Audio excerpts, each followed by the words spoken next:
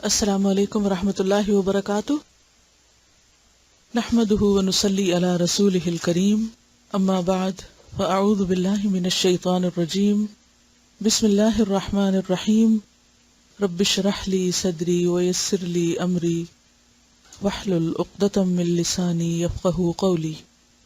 صفحہ number 58، page 58۔ الرحمہ، رحمت، رحم کرنا، مرسی۔ رحمت کا لفظ رحم یرحم سے ہے۔ رحم اور رحم ووم کو کہتے ہیں، جس کو اردو میں رحم کہتے ہیں، اور ذر رحم کہتے ہیں رشتہ دار کو، کنشپ، ریلیشن شپ کے لیے لفظ آتا ہے کہ اس کی بنیاد بھی رحمت پر ہوتی۔ رحمت کا اپوزٹ قسوت ہوتا ہے، سنگ دلی۔ رحمت اگر مہربانی کرنا ہے، نرم دلی کرنا ہے، شفیق ہونا ہے، تو اس کے برعکس قساوت کیا ہے؟ سنگ دل ہونا، سخت دل ہونا۔ قال اللہ تعالی محمد الرسول اللہ والذین معه اشداء علی الکفار رحماء بینہم، الفتح 29۔ اللہ تعالیٰ کا ارشاد ہے کہ محمد اللہ کے رسول ہیں، اور جو لوگ ان کے ساتھ ہیں وہ کفار پہ سخت اور آپس میں رحیم ہے۔ قال اللہ تعالی، اللہ تعالیٰ کا فرمان ہے، محمد الرسول اللہ، محمد اللہ کے رسول ہیں، والذین معہ، اور وہ لوگ جو آپ کے ساتھ ہیں، اشداء علی الکفار، کفار کے مقابلے پر شدید ہیں، سخت ہیں، با اصول ہیں، بے لچک ہیں۔ اشد علی کا کیا مطلب ہوتا ہے؟ با اصول ہونا، اپنے اصول پر قائم رہنا، کسی سے مرعوب نہ ہونا۔ رحماء بینہم، آپس میں بہت مہربان ہیں۔ اشداء شدید کی جمع، اور رحماء رحیم کی جمع۔ رحیم رحم کرنے والا، یا جس پر رحم کیا جائے۔ یہ ترجمہ کیسے کر سکتے ہیں جس پر رحم کیا جائے؟ کوئی بنیاد ہے؟ رحیم کا وزن کیا ہے؟ فعیل کون سا صیغہ ہے؟ صفت مشبہ کا ہے، مبالغے کے لیے آتا ہے وہ صفت مشبہ۔ اور صفت مشبہ فاعل کے معنوں میں بھی استعمال ہوتا ہے اور مفعول کے معنوں میں بھی۔ فاعل کون ہوتا ہے؟ کام کرنے والا، اور مفعول، یہی تو عربی کی خوبصورتی ہے، یہی تو اس کی وسعت ہے کہ مخصوص اوزان ذو معنی بھی ہوتے ہیں۔ اور اگر آپ رحیم کے دونوں معنی جانتے ہو تو رحماء بینہم کا معنی بہت اچھی طرح سمجھ سکتے ہیں کہ آپس میں ایک دوسرے پر رحم کرنے والے۔ اب کیا ہوگا؟ ایک رحیم رحم کرنے والا تو جس پر رحم کیا جا رہا ہے وہ کیا ہے؟ مرحوم ہے۔ آپ کے یہاں تو مرحوم کس کے لیے آتا ہے؟ جو اللہ کی جوار رحمت میں چلا جائے۔ تو یہاں پر بظاہر تو یہ فاعل ہی کے معنی میں ہے، لیکن رحماء بینہم میں جب ایک رحم کر رہا ہے تو دوسرا جس پر رحم کیا جا رہا ہے وہ کیا ہے؟ مفعول ہے۔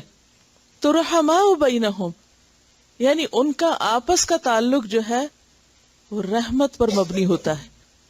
ان کی پہچان یہ ہے کہ وہ ایک دوسرے کے لیے نہایت رحیم، شفیق، مہربان، ہمدرد اور خیرخواہ ہوتے ہیں۔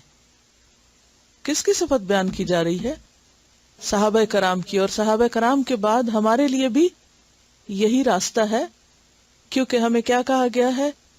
فَإِنْ آمَنُوا بِمِثْلِ مَا آمَنْتُمْ بِهِ فَقَدْ اهْتَدَوْا۔ ہدایت کا معیار یہی ہے کہ ہم صحابہ کرام کے طریقے کے مطابق زندگی بسر کریں۔ تو ان کی صفت اللہ سبحانہ وتعالیٰ نے بیان کی کہ رحماء بینہم، وہ آپس میں ایک دوسرے پر مہربان ہیں، رحم دل ہیں۔ اور یہاں رحماء فاعل کے معنوں میں ہے، یعنی کمپیشنیٹ ہیں، ایک دوسرے کے لیے سمپیتھیٹک ہیں، لینینٹ ہیں۔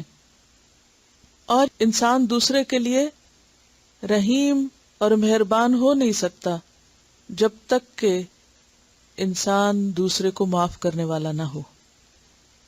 اختلاف اور شکایت کے باوجود جو ہمدردی کرے وہی دراصل ہمدرد ہوتا ہے، وہی دراصل مہربان ہوتا ہے. ایسا ہی شخص دراصل حسن سلوک کرنے والا ہوتا ہے. کیا صحابہ کرام کے درمیان کوئی اختلاف نہیں ہوتے تھے؟ کبھی کوئی اختلاف نہیں ہوا؟ بے شمار اختلافات ہوتے تھے، بہت سا ڈفرنس آف اوپینین ہوتا تھا، لیکن اس کے باوجود وہ ایک دوسرے کے بھرپور خیر خواہ تھے. بدنیتی کے ساتھ نہیں، اچھی نیت کے ساتھ دوسرے کی ہمدردی میں دوسرے سے اختلاف کرتے تھے. دوسرے پر زیادتی کرنے کے لیے نہیں، بلکہ اس کو وہ رخ دکھانے کے لیے، وہ طریقہ بتانے کے لیے جو اس کو نہیں پتا. لہذا ان کے درمیان جو باہم اعتماد اور ٹرسٹ تھا، یہ بنیاد تھا ایک دوسرے کے لیے مہربان ہونے کا.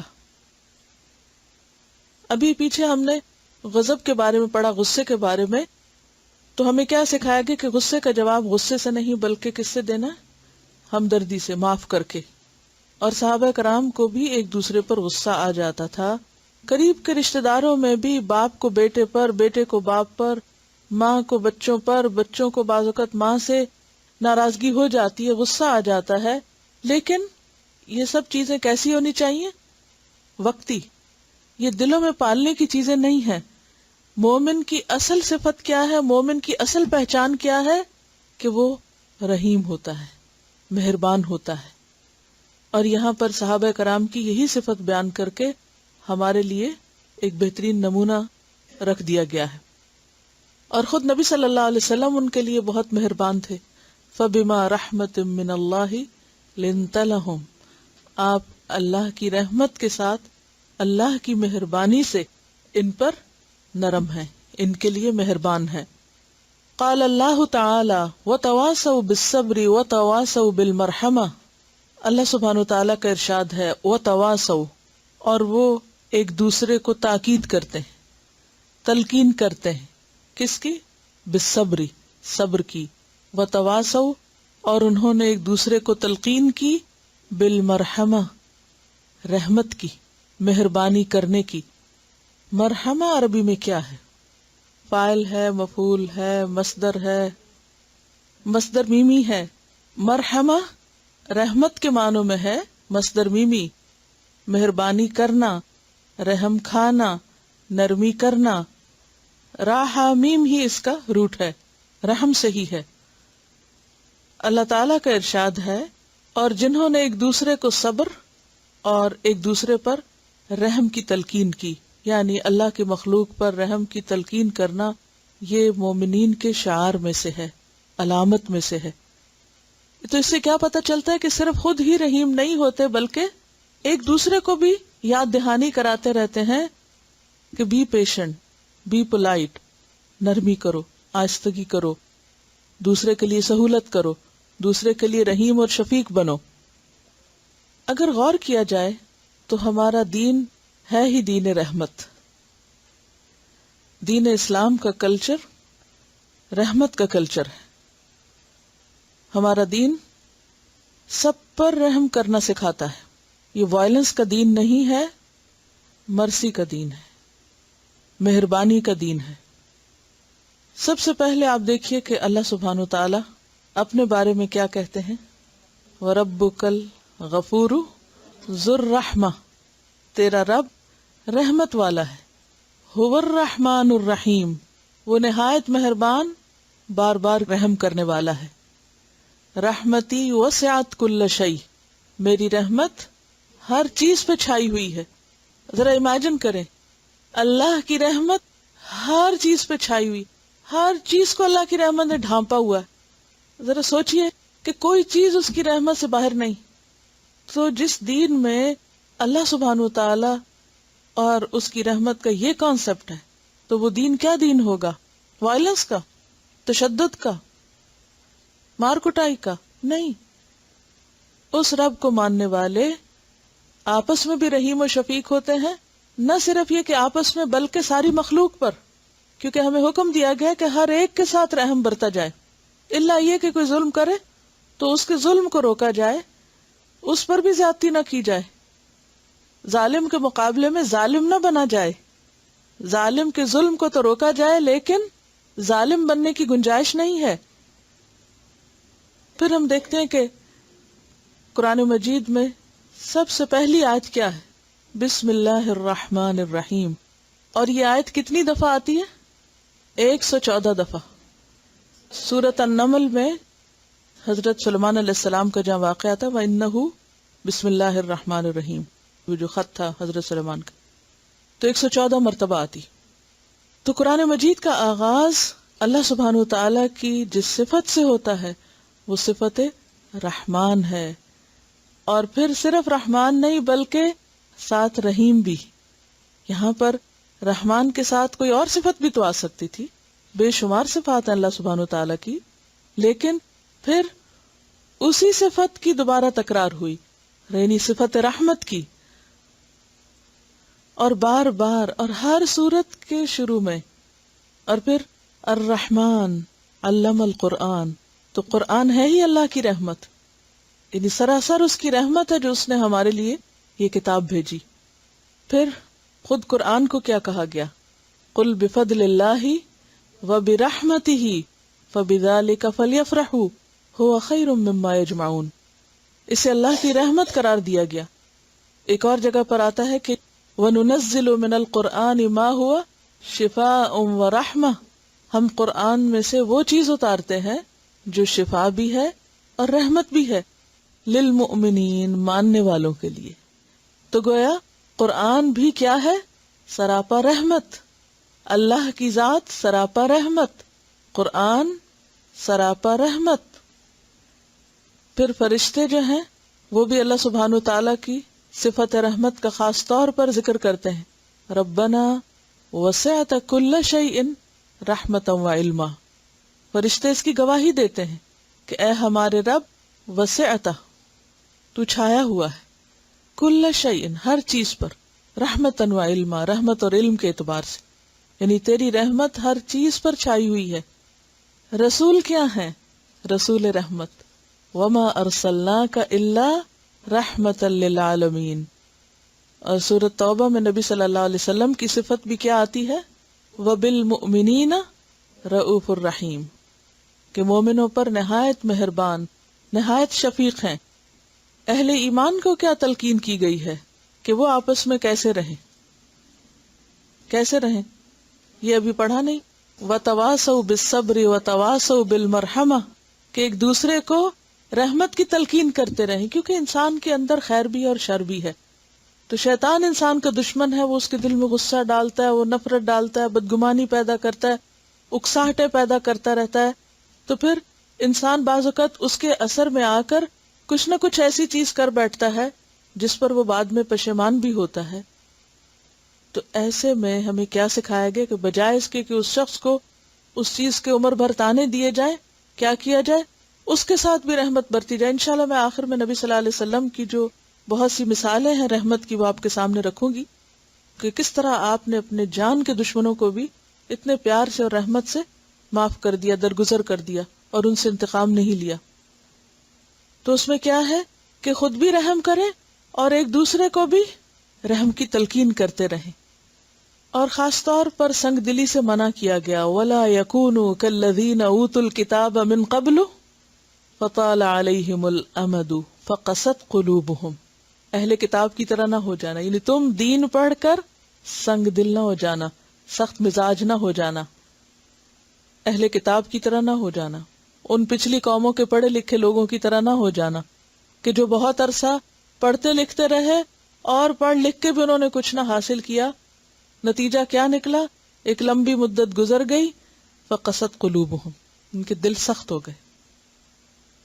تو خاص طور پر دین پڑھنے اور پڑھانے والوں میں، دینی طبقے میں یہ رحمت اور شفقت عام لوگوں کی نسبت بھی زیادہ نظر آنی چاہیے۔ جب کوئی آپ سے ملاقات کرے تو اسے یوں لگے جیسے کسی پھول سے ملاقات کر رہا ہے، نہ کہ کانٹوں سے یا ہری مرچ سے۔ اور یہ جو دل کی سختی ہے اور دل کا پتھر ہونا ہے اور بے رحم ہونا ہے، یہ انسان کی بدبختی کی علامت ہے، بدقسمتی کی علامت ہے، اور یہ گناہوں کے نتیجے میں آتی ہے۔ خاص طور پر دین پڑھنے پڑھانے والے اگر دین پر عمل نہ کریں تو ان کے دل سخت ہوتے ہیں، فبما نقضهم ميثاقهم لعناهم وجعلنا قلوبهم قاسية، ان کے عہد توڑنے کی وجہ سے ہم نے ان پہ لعنت کی اور ہم نے ان کے دل سخت کر دیے. تو اس لیے بے حد ضروری ہے کہ ہم اپنا اپنا جائزہ لیں اور اپنے دل کا حال معلوم کریں اور اپنے رویوں پر غور کریں کہ کیا واقعی ہم مہربان اور شفیق لوگوں میں شمار ہوتے ہیں یا ہمارا امیج سنگ دل اور سخت مزاج لوگوں کا ہے. اور پھر یہ ہے کہ صرف مسلمانوں کو آپس میں ہی نہیں، سب کے ساتھ مہربان ہونے کی ضرورت ہے. انسانوں کے ساتھ، حیوانوں کے ساتھ، خادموں کے ساتھ، بچوں کے ساتھ، حتیٰ کہ دشمنوں کے ساتھ بھی. اور اس کے دلائل انشاءاللہ میں آگے آپ کو دوں گی. پھر آپ دیکھیے کہ شوہر اور بیوی کا رشتہ جو بتایا گیا ہے وہ کیا ہے؟ وَجَعَلَ بَيْنَكُمْ مَوَدَّةً وَرَحْمَةً، وہ بھی رحمت پر مبنی ہونا چاہیے. اس رشتے اور تعلق کے اندر بھی باہم ایک دوسرے کی خیرخواہی اور ہمدردی اور اس میں لینینسی ہونی چاہیے. پھر بچوں کے ساتھ کیسا سلوک کرنا چاہیے؟ لَيْسَ مِنَّا مَن لَّمْ يَرْحَمْ صَغِيرَنَا، وہ ہم میں سے ہی نہیں جو چھوٹے پر رحم نہ کرے. وَلْيُعَقِّرْ كَبِيرَنَا، اور بڑے کی عزت نہ کرے. مسلمان کیسا ہوتا ہے؟ اپنے سے چھوٹے کو دیکھے تو اس کے اندر فوراً کیا جذبات پیدا ہو؟ رحمت اور شفقت کے، پیار اور محبت کے. اور بڑے کو دیکھتے ہی اس کا رویہ کیا ہو؟ عزت، ادب، احترام. اور جس کے اندر یہ کلچر نہیں اس کا ہم سے تعلق نہیں. کیا مطلب ہے اس بات کا؟ وہ ہم میں سے ہی نہیں، یعنی وہ اسلام کے کلچر کو پروموٹ ہی نہیں کر رہا. اس کے اندر یہ ادب اور مینرز ہی نہیں کہ چھوٹے کے ساتھ ہمدردی کرنی ہے اور بڑے کی عزت کرنی ہے. تو وہ کس بات کا مسلمان ہے؟ مسلمان تو اپنے عمل سے پہچانا جاتا ہے. یعنی پھر وہ کاہے کا مسلمان ہے؟ وہ ایلین ہے ہمارے لیے، وہ اجنبی ہے ہمارے لیے، وہ ہم میں سے نہیں. ہم نہیں اس کو پہچانتے وہ کون ہے، وہ کچھ اور ہوگا. کیونکہ مسلمان تو پہچانا ہی اپنے رویے سے جاتا ہے. اب آپ دیکھیے کہ زندگی میں ہر وقت یا آپ کسی بڑے سے مل رہے ہوتے ہیں یا چھوٹے سے مل رہے ہوتے ہیں. تو یہ ہر وقت کا ہمارا ایک ٹیسٹ ہے کہ اپنے سے چھوٹے، خواہ عمر میں چھوٹے، مرتبے میں چھوٹے، مقام میں چھوٹے، اس کے ساتھ ہم کیا کر رہے ہیں.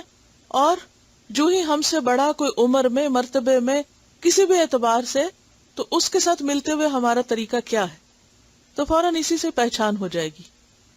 اگر ہم بڑوں کو بھی نام لے لے کے بلا رہے ہیں اور چھوٹوں کو عزت نہیں دے رہے تو یہ اسلامی کلچر نہیں ہے. یہ کوئی اور کلچر ہو سکتا ہے، مسلمان کا نہیں، اسلام کا نہیں. کچھ چیزیں تو ظاہری لباس میں انسان کی پہچان ہو جاتی ہیں، لیکن بعض اوقات آپ ایسی جگہ پر بھی ہو سکتے ہیں کہ جہاں ظاہری علامتیں نہ بھی ہوں آپ کی، اس میں کہاں سے پھر پہچانا جائے گا؟ بعض اوقات آپ اسی قوم میں سے ہیں، اسی رنگ سے ہیں، اسی نسل سے ہیں، لیکن آپ مسلمان ہیں. تو مسلمان اپنے رویے سے پہچانا جاتا ہے. نمبر 1 تو عبادات اس کو الگ کر دیتی ہیں، اور نمبر 2 وہ اس کا معاملہ الگ کرتا ہے اس کو. تو اگر عبادات اور معاملات ویسے نہیں جیسے اللہ تعالیٰ نے سکھائے ہیں تو پھر صرف نام رکھ لینے سے تو بات نہیں بنتی. حدیث نمبر 97، ان ابی ہریرہ قال، ابو ہریرہ رضی اللہ عنہ سے روایت ہے، کہتے ہیں، قیل، کہا گیا، یا رسول اللہ، اے اللہ کے رسول صلی اللہ علیہ وسلم، ادعو، آپ دعا کیجئے، علی اوپر، المشرکین، مشرکین کے. ادعو علی کا مطلب ہوتا ہے بد دعا، آپ مشرکین کو بد دعا دیجئے. قال، آپ نے فرمایا، انی، بے شک میں، لم ابعث، نہیں بھیجا گیا، لعانن، لعنت کرنے والا بنا کر، وانما، اور بے شک، بعثتو، میں بھیجا گیا ہوں، رحمتن، رحمت بنا کر. رواہ مسلم، کتاب البر والصلۃ. عن ابی ہریرہ قال، قیل یا رسول اللہ، ادعو علی المشرکین، قال انی لم ابعث لعانا وانما بعثت رحمتن. رواہ مسلم، کتاب البر والصلۃ. سیدنا ابو ہریرہ رضی اللہ عنہ سے روایت ہے کہ رسول اللہ صلی اللہ علیہ وسلم سے کہا گیا، یا رسول اللہ صلی اللہ علیہ وسلم، مشرکین پر بد دعا کیجیے. آپ نے فرمایا، میں اس لیے نہیں بھیجا گیا کہ لوگوں پر لعنت کروں، بلکہ میں رحمت بنا کر بھیجا گیا ہوں. پڑھیے اس حدیث کو سب مل کر.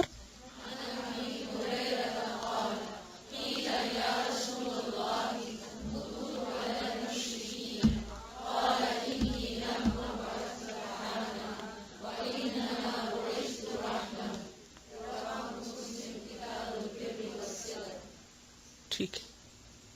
گویا نبی صلی اللہ علیہ وسلم تمام انسانوں کے لیے رحمت بنا کر بھیجے گئے، جیسا کہ آیت میں بھی آتا ہے وما ارسلناک الا رحمتا للعالمین. آپ ہدیہ رحمت ہے. ہدیہ کیا ہوتا ہے؟ تحفہ. یعنی اللہ سبحانہ وتعالی چونکہ رحیم ہے، رحمان ہے، تو اس نے انسانیت پر رحم کے لیے ایک طرف تو قرآن ہدیہ رحمت بھیجا اور دوسری طرف رسول رحمت کا تحفہ بھیجا. اس کا کیا معنی ہے؟ اس کا معنی یہ ہے کہ جو آپ پر ایمان لایا وہ اللہ کی رحمت میں داخل ہو گیا. یدخل من یشاء فی رحمتہ. اور جو آپ پر ایمان نہیں بھی لایا وہ بھی دنیا میں عذاب سے محفوظ رہا.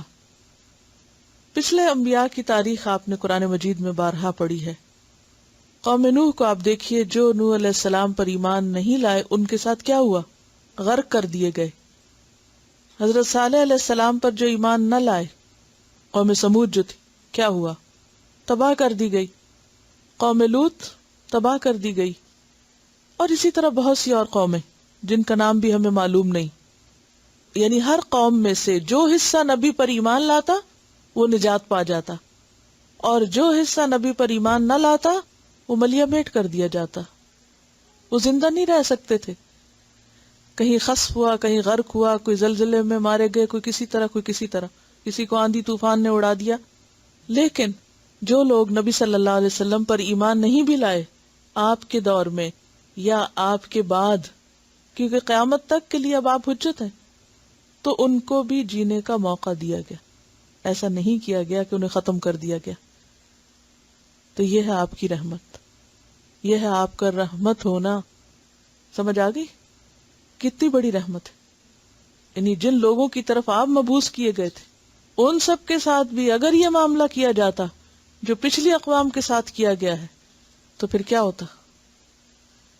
دنیا میں بہت کم لوگ رہ جاتے. تو اسی لیے ہم دیکھتے ہیں کہ نبی صلی اللہ علیہ وسلم کسی کے خلاف بد دعا نہیں کرتے تھے. نوح علیہ السلام نے اپنی قوم کے خلاف کی تھی نا بد دعا، ربی لا تذر علی الارض من الکافرین دیارا رب انی مغلوب فانتصر. اسی طرح باقی لوگوں کے بارے میں بھی آتا ہے.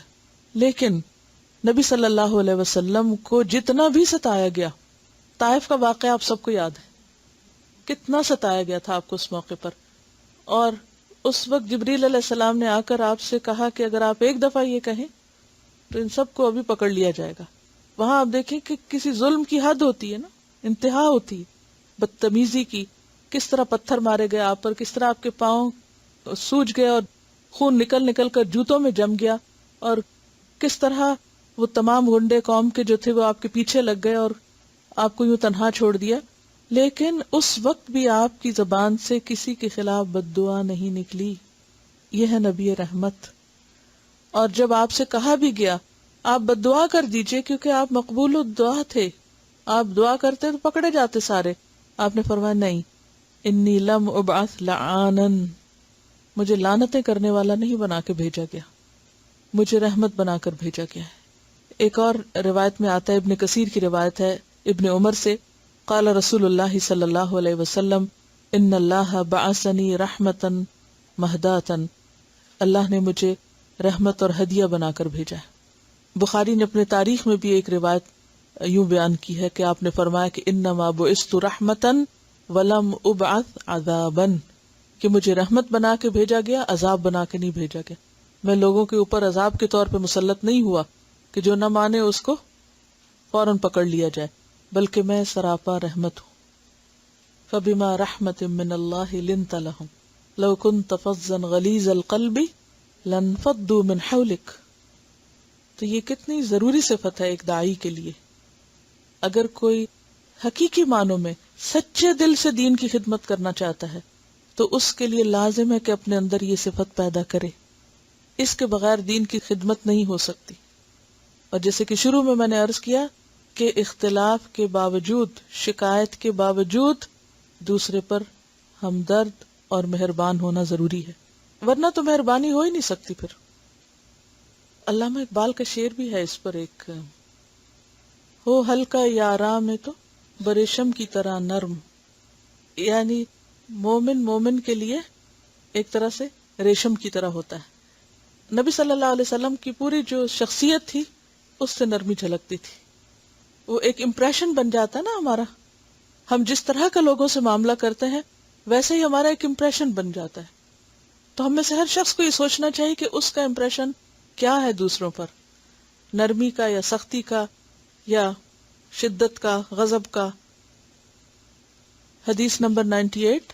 عن جریر ابن عبداللہ قال قال رسول اللہ صلی اللہ علیہ وسلم لا يرحم اللہ من لا يرحم الناس. رواہ البخاری کتاب التوحید. عن جریر ابن عبداللہ، جریر بن عبداللہ سے روایت ہے.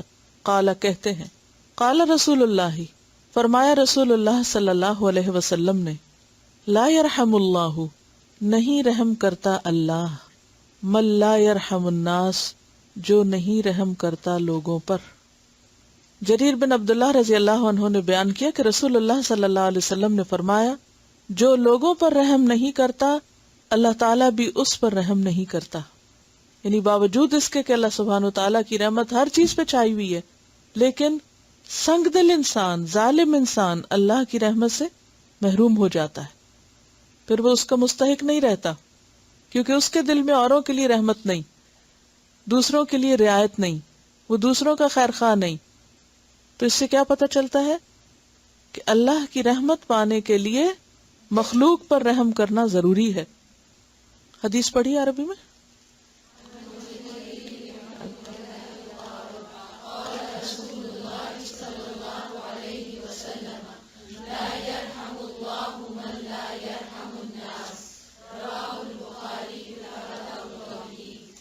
ایک اور روایت میں آتا ہے کہ المؤمن یألف و یؤلف، کہ مومن الفت کرنے والا اور الفت کیا جانے والا ہوتا ہے. الذین یألفون و یؤلفون، یعنی خود بھی محبت کرتا ہے اور لوگ بھی اس سے محبت کرتے ہیں. ولا خیر فی من لا یألف ولا یؤلف، اس شخص میں کوئی بھلائی نہیں جو کسی سے محبت کرتا نہیں اور کوئی بھی اس سے محبت نہیں کرتا. یعنی نہ وہ کسی کو چاہتا ہے اور نہ کوئی اس کو چاہتا ہے. وخیر الناس انفعهم للناس، اور لوگوں میں سب سے اچھے وہ ہیں جو سب سے زیادہ فائدہ پہنچانے والے ہیں، سب سے زیادہ دوسروں کے کام آنے والے ہیں. تو جو جتنا کسی کی مدد میں ہوگا، خدمت میں ہوگا، کسی کے کام آئے گا. اور کوئی کسی کی مدد اور خدمت صرف اس وقت کر سکتا ہے جب وہ اس کو معاف کرنا جانتا ہو. اگر ہم لوگوں کے قصور معاف نہ کر سکے تو ہم ان کے ساتھ کوئی رعایت، کوئی مہربانی نہیں کر سکتے. کیونکہ جب آپ کسی پہ سختی کرتے ہیں تو دوسرا ڈیفینسو ہو جاتا ہے، اس کو پتا ہوتا ہے مجھ پہ اٹیک ہونے لگا، وہ پہلے سے ہی الرٹ ہو جاتا ہے اور سخت ہو جاتا ہے، بات بگڑ جاتی ہے، ماحول ٹینس ہو جاتا ہے. جو آپ کہنا چاہتے ہیں وہ کہہ ہی نہیں پاتے، جو ہونا چاہیے وہ ہو ہی نہیں سکتا، تو فائدہ کچھ نہیں ہوتا. تو اللہ رحم نہیں کرتا جو کسی پہ رحم نہیں کرتا. اس کا مطلب کیا ہے کہ جب کوئی شخص سنگ دل ہو جاتا ہے، سخت مزاج ہو جاتا ہے، تندخو ہو جاتا ہے، تو پھر کیا ہوتا ہے؟ سنگ دل ہو جاتا ہے، سخت مزاج ہو جاتا ہے، تندخو ہو جاتا ہے، تو پھر کیا ہوتا ہے کہ وہ اپنے رویے سے اپنے دوستوں کو بھی اپنا دشمن بنا لیتا ہے. آپ نے دیکھا کہ بعض اوقات بچے ماں باپ کے اتنے شدید خلاف ہو جاتے ہیں، بہن بھائی دور ہو جاتے ہیں. یعنی بعض شخصیتیں آپ نے خاندانوں میں ایسی دیکھی ہوگی کہ جن سے سبھی بھاگتے ہیں، کوئی ان کے قریب نہیں جانا چاہتا، بچے چھوڑ جاتے ہیں، بہن بھائی نہیں پوچھتے، اور رشتہ دار جو ہیں وہ دور سے سلام کرتے ہیں کہ ہمیں اپنی عزت پیاری. اسی لیے کہتے ہیں نا، بدترین ہے وہ شخص جس کے شر سے بچنے کے لیے لوگ اس سے ملنا جلنا چھوڑ دیں، لوگ اسے ملنا ہی نہ چاہیں کہ اگر اس کے پاس پھٹ کے تو بےزتی ہو جائے گی. یہ بدترین ہونے کی علامت ہے. تو اللہ کی رحمت نہ ہونا دراصل یہی چیز ہے کہ اس نے اپنے رویے کی وجہ سے لوگوں کو اپنے سے پٹ آف کر دیا ہے، دور کر دیا ہے. تو اب ماحول ایسا ہو گیا ہے کہ اس پر کوئی رحم نہیں کرتا، اس کی کوئی مدد نہیں کرتا۔ فتح الباری میں ایک روایت آتی ہے کہ لا یرحم اللہ من عبادہ الا الرحماء، لا یرحم اللہ من عبادہ الا الرحماء، نہیں رحم کرتا اللہ اپنے بندوں میں سے مگر رحم کرنے والوں پر ہی۔ ٹھیک ہے، یعنی جو رحم کرتے ہیں انہی پہ رحم ہوتا ہے، جو دوسروں کے لیے مہربان ہوتے ہیں انہی پہ اللہ کی مہربانی ہوتی، اور بندوں کی مہربانی بھی انہی پہ ہوتی، بندوں کی نوازشیں اور بندوں کے لطف و کرم بھی انہی پر ہی ہوتے ہیں۔ اچھا، اس کو ہم بعض اوقات سختی کو بہادری سمجھنے لگتے ہیں، کانفیڈنس سمجھنے لگتے ہیں۔ ان عبداللہ ابن عمرو یبلغ بہ النبی صلی اللہ علیہ وسلم الراحمون یرحمہم الرحمن ارحموا اہل الارض یرحمکم من فی السماء، رواہ ابی داؤد کتاب الادب۔ ان عبداللہ ابن عمرو، عبداللہ بن عمرو رضی اللہ عنہ سے روایت ہے، یبلغ بہ النبی، پہنچتے ہیں اس کے ساتھ نبی صلی اللہ علیہ وسلم تک، یعنی نبی صلی اللہ علیہ وسلم سے روایت کرتے ہیں۔ الراحمون، رحم کرنے والے، کس کی جمع ہے؟ راحم کی۔ یرحمہم، رحم کرتا ہے ان پر، الرحمن، رحمان، رحم کرنے والوں پر رحمان رحم کرتا ہے۔ ارحمو، فعل امر ہے، رحم کرو، اہل الارض، زمین والوں پر، یعنی زمین پر جو بھی کوئی رہتا ہے، خواہ انسان ہے یا حیوان ہے، کیڑے مکوڑے ہیں، کوئی بھی ہے۔ یرحمکم، رحم کرے گا تم پر، من فی السماء، وہ جو آسمان میں ہے، یعنی اللہ سبحانہ وتعالی۔ رواہ ابی داؤد، ابو داؤد نے اس کو روایت کی کتاب الادب میں۔ سیدنا عبداللہ ابن عمرو رضی اللہ عنہ نبی کریم صلی اللہ علیہ وسلم سے بیان کرتے ہیں، رحمان رحم کرنے والوں پر رحم کرتا ہے، رحم کرو زمین والوں پر، رحم کرے گا تم پر آسمان والا۔ پڑھیے عربی میں۔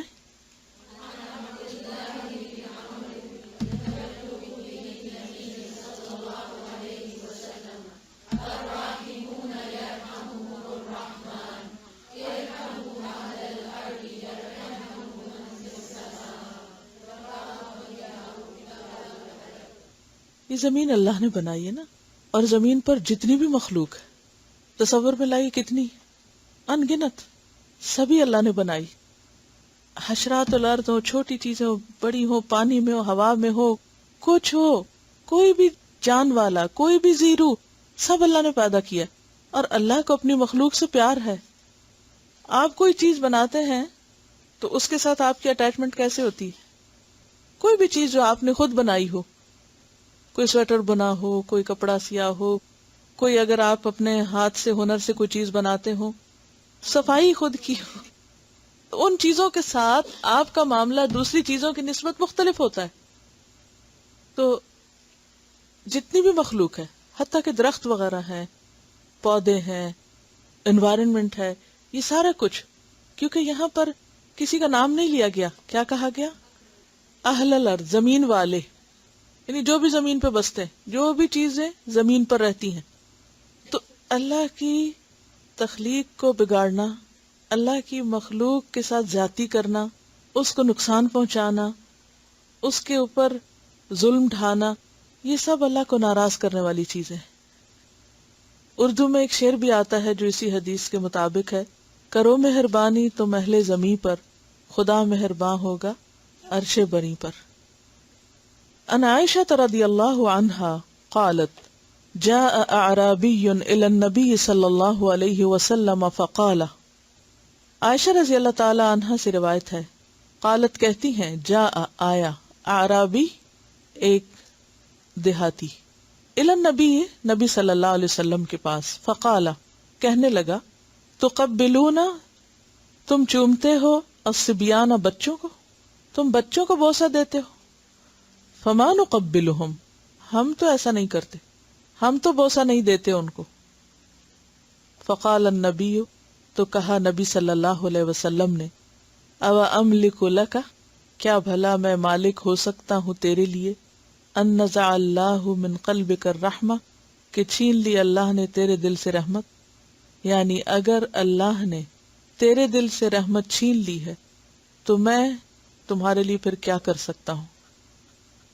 عن عائشة رضی اللہ عنہا قالت جاء اعرابی الى النبی صلی اللہ علیہ وسلم فقال تقبلون الصبیان فما نقبلهم فقال النبی صلی اللہ علیہ وسلم او املک لك ان نزع اللہ من قلبك الرحمہ. رواہ البخاری کتاب الادب. سیدہ عائشہ رضی اللہ عنہا سے روایت ہے کہ ایک دیہاتی نبی کریم صلی اللہ علیہ وسلم کی خدمت میں حاضر ہوا اور کہا کہ آپ لوگ بچوں کو بوسہ دیتے ہیں، ہم تو انہیں بوسہ نہیں دیتے. نبی کریم صلی اللہ علیہ وسلم نے فرمایا اگر اللہ نے تمہارے دل سے رحم نکال دیا ہے تو میں کیا کر سکتا ہوں. عربی پڑھیے.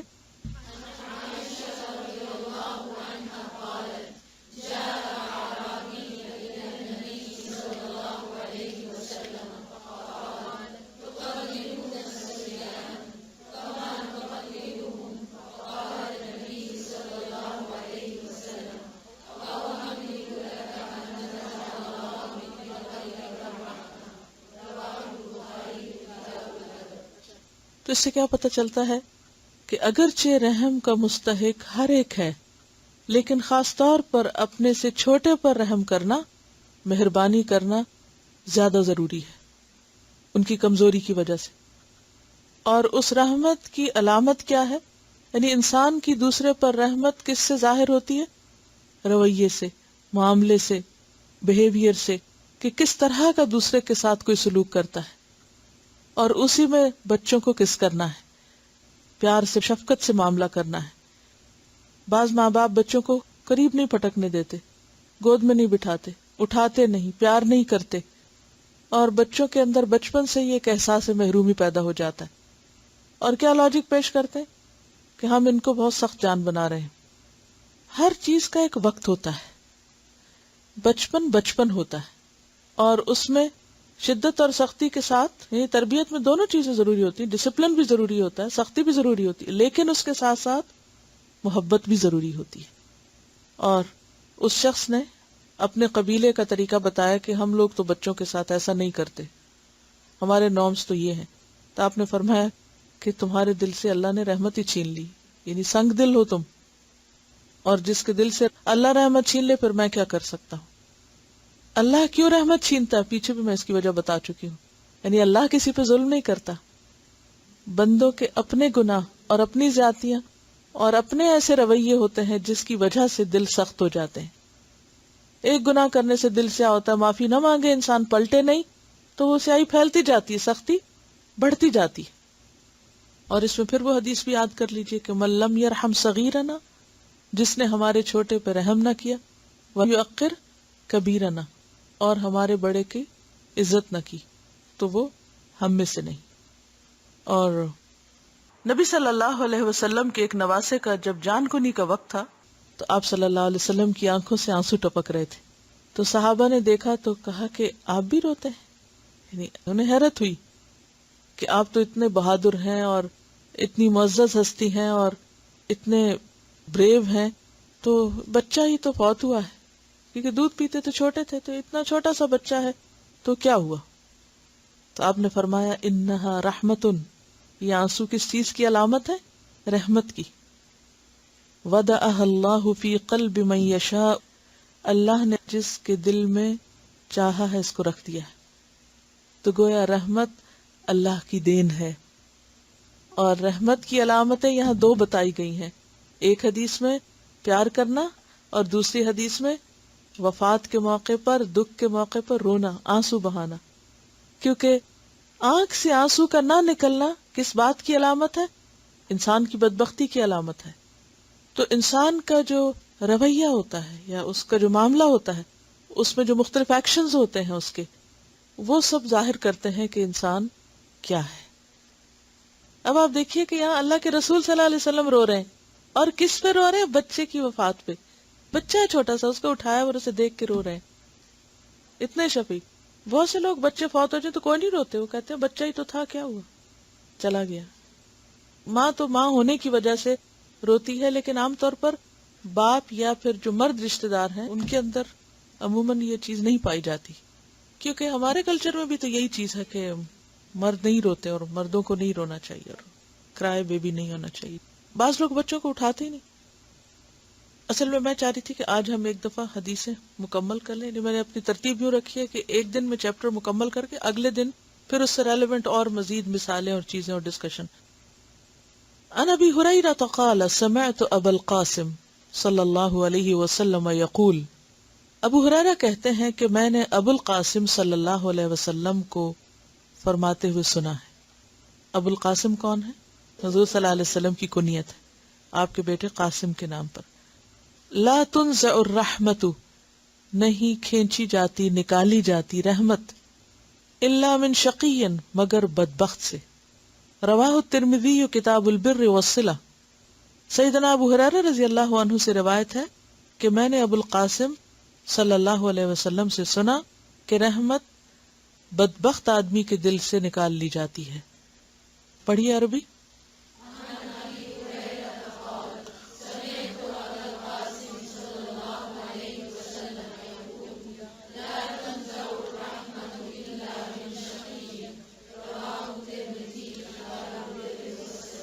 یہ تنزع ہے. عن ابی ہریرہ قال سمعت ابا القاسم صلی اللہ علیہ وسلم یقول لا تنزع الرحمت الا من شقی. بات یہ ہے کہ سنگ دلی بدبختی کی علامت ہے. بے رحمی انسان کو مجرم بنا دیتی. بے رحم ہونا کیا ہے؟ مجرم ہونا، جرم ہے. اور بہت سے جرم یہیں سے پھوٹتے ہیں. جرائم کی بنیادی وجہ کیا ہے؟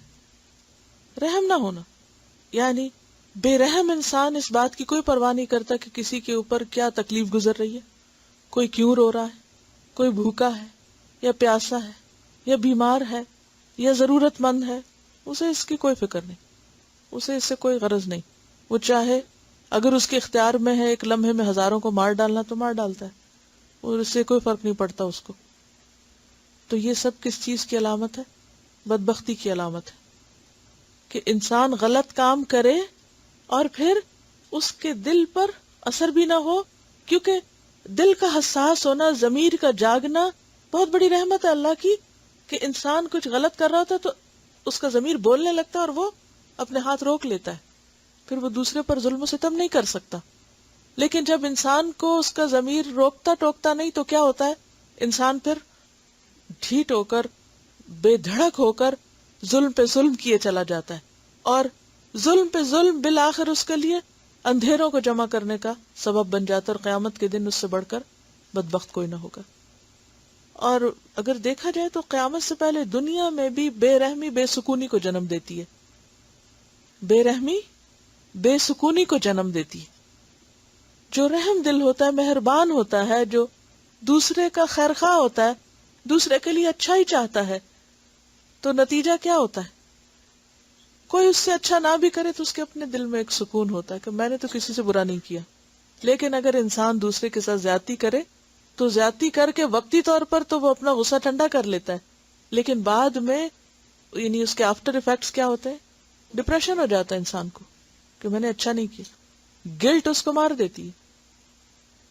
یعنی جن بچوں کو مہربان ماں نہیں ملتی یا ان کے ساتھ بچپن میں شفقت اور رحمت کا سلوک نہیں ہوتا تو وہ ڈھیٹ ہو کر اور سنگ دل ہو کر پھر بڑے ہوتے ہیں، اور ان کے اندر بھی پھر وہ چیز نہیں رہتی، اور یہاں سے پھر کرائم جنم لیتے ہیں، اور وہ ایک طرح سے انتقام لے رہے ہوتے ہیں. السلام علیکم. تھوڑی دیر پہلے 2 لڑکیاں تھیں، ان کی ماں الکوہولک تھی، اور کافی ان کو جو بھی اس تکلیف پہنچی.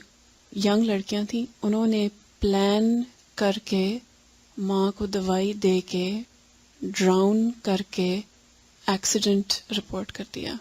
اور جو رپورٹس بعد میں نکلی ہیں وہ ہلا دینے والی تھیں، اور یہی رپورٹرز کو حیرت ہو رہی تھی کہ یہ اتنی سخت دل کیسے ہو گئی یہ لڑکیاں، کیونکہ وہ ان ڈیٹیلز پہ فوکس کر رہے تھے کہ وہ پلان ہوا تھا. اور انہوں نے یہ بھی پلان کیا تھا کہ ہم یہاں اس وقت ملیں گے تاکہ جب ہم گھر آئیں تو ماں مر چکی ہو، اور یہ دوائی دیں گے اور اس کو یہ پتہ نہیں چلے گا اور وہ پتہ نہیں چلے گا. اور یہ ٹین ایج لڑکیاں تھیں. یہ عبرت کا مقام ہے نا. بچے تو تنگ کرتے ہی ہیں. بہت سی مائیں غصے میں آ کے تو چھوٹے چھوٹے معصوم بچوں کے کان کھینچنا شروع کر دیتی ہیں، ہاتھ مروڑنا شروع کر دیتی ہیں، بال کھینچ لیے، دھکا دے دیا، منہ پہ ہاتھ رکھ دیا. یعنی ظلم کی کئی قسمیں ہوتی ہیں نا جن کو ہم ریئلائز بھی نہیں کرتے کہ ہم معصوموں کے ساتھ کیا کر رہے ہیں. ہم سوچتے ہیں ہمارے بچے ہیں نا، ہم جو چاہیں کریں ان کے ساتھ، کون دیکھ رہا ہے، کون پوچھ رہا ہے.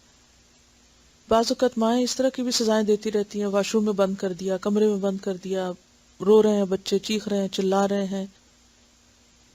عن انس بن مالک یقول ما صلیت وراء امام قط اخف صلاة ولا اتم من النبي صلی اللہ علیہ وسلم وان كان ليسمع بكاء الصبي فيخفف مخافة ان تفتن امه.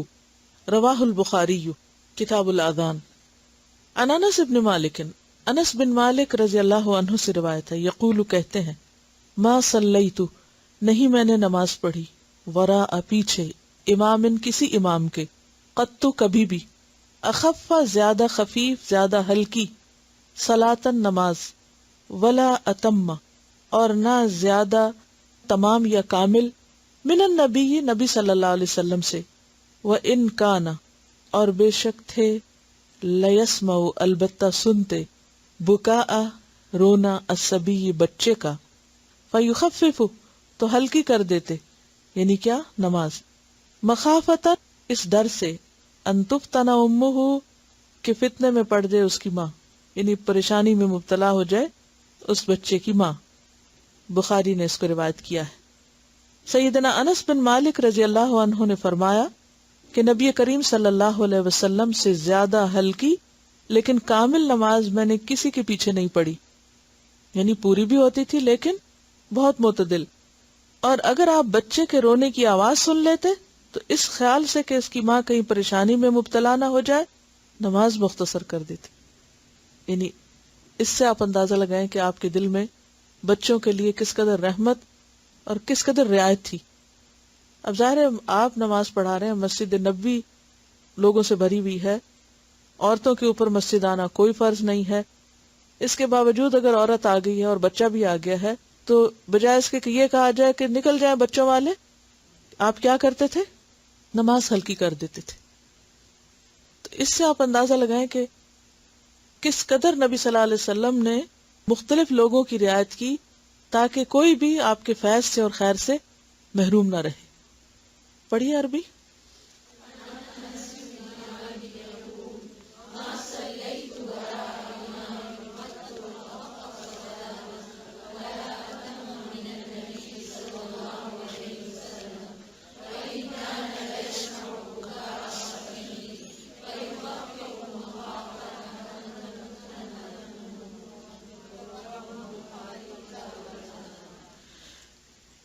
انشاءاللہ العزیز ہم اس کے اوپر کل بھی بات کریں گے. کل کا بھی ہمارا موضوع یہی ہے اور اسی ٹاپک سے متعلق مزید احادیث اور چیزیں اور کچھ واقعات ڈسکس ہوں گے تاکہ بات کو مزید اچھی طرح سمجھا جا سکے. اوکے، جزاکم اللہ خیرا. سبحانک اللہم و بحمدک، نشہد ان لا الہ الا انت، نستغفرک و نتوب الیک. السلام علیکم.